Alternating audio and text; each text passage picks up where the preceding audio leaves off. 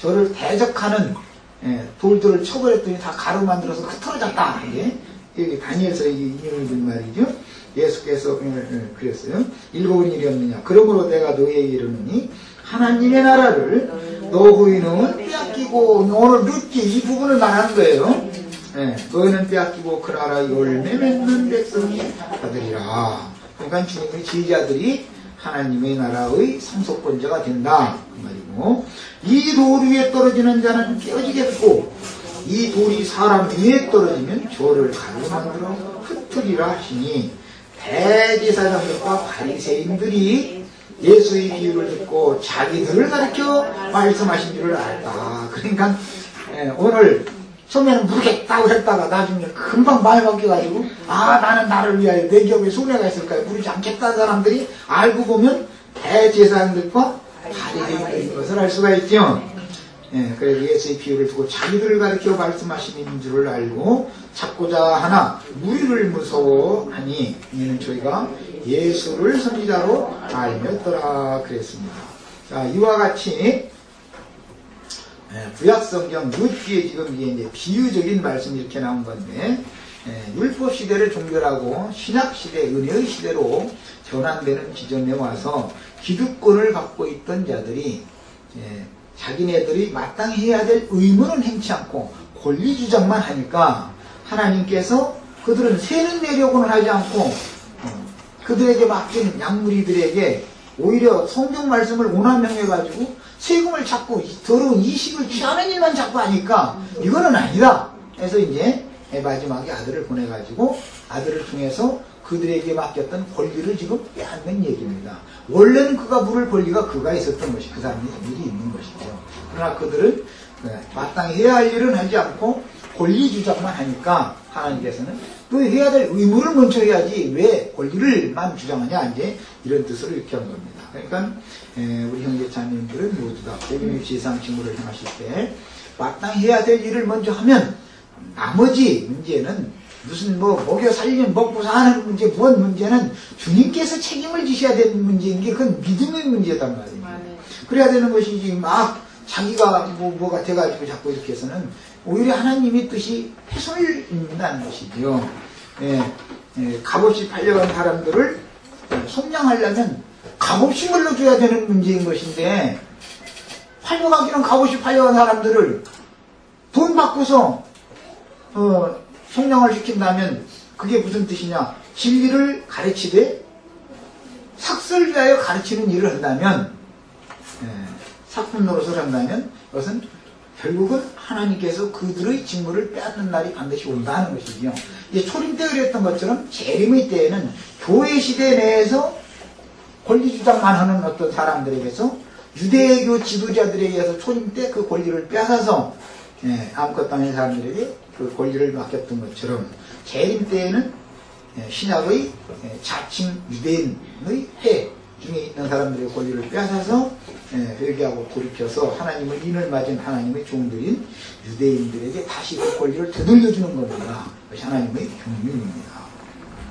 자, 개역 성경에서는 라틴어 여권과 불가타 여권을 따르므로 엘리멜렉의 소유지를 관할하는 나오미의 손에서 그 밭을 사는 날에 곧 죽은 자의 아내인 모압 여인 룻에게서 사서 그 죽은 자의 이름으로, 그러니까 말로는 이름으로요, 기업을 짓게 하여야 한다고 기록을 했습니다.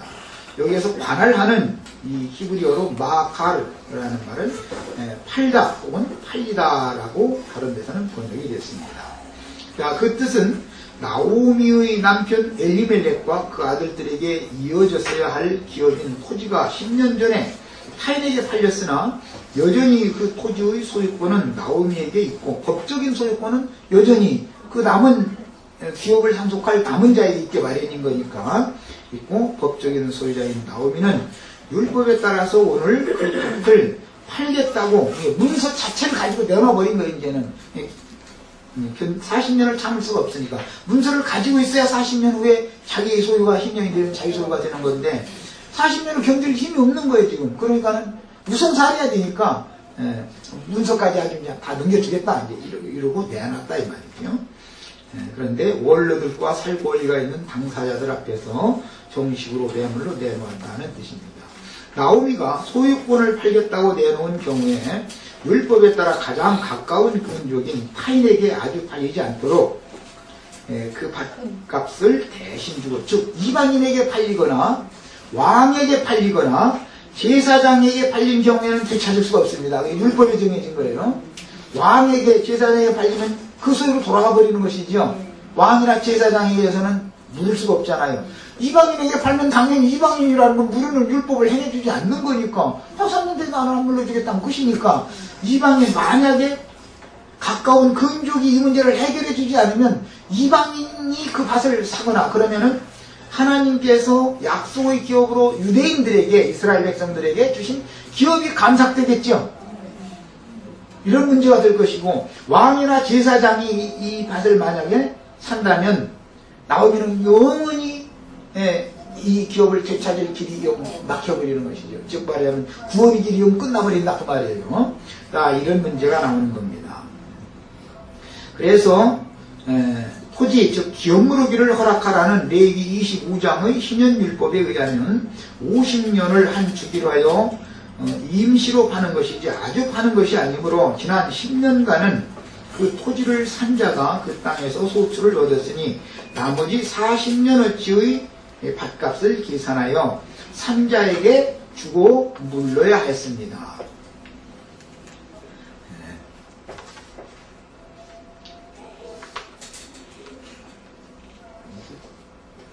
한 페이지로 여기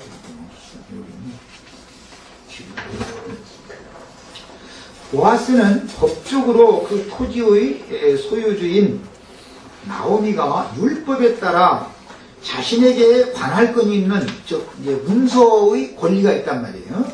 있는 토지를 물러줄 것을 호소함으로 가장 가까운 근족인 당신이 40년어치 밭값을 대신 갚아주고 그 책임을 이행할 것인지, 아니면 그 다음으로 근족의 기업을 물려줄 책임이 있는 자신에게 말을 해라 라고 저의 의사를 지금 타진해 본 겁니다.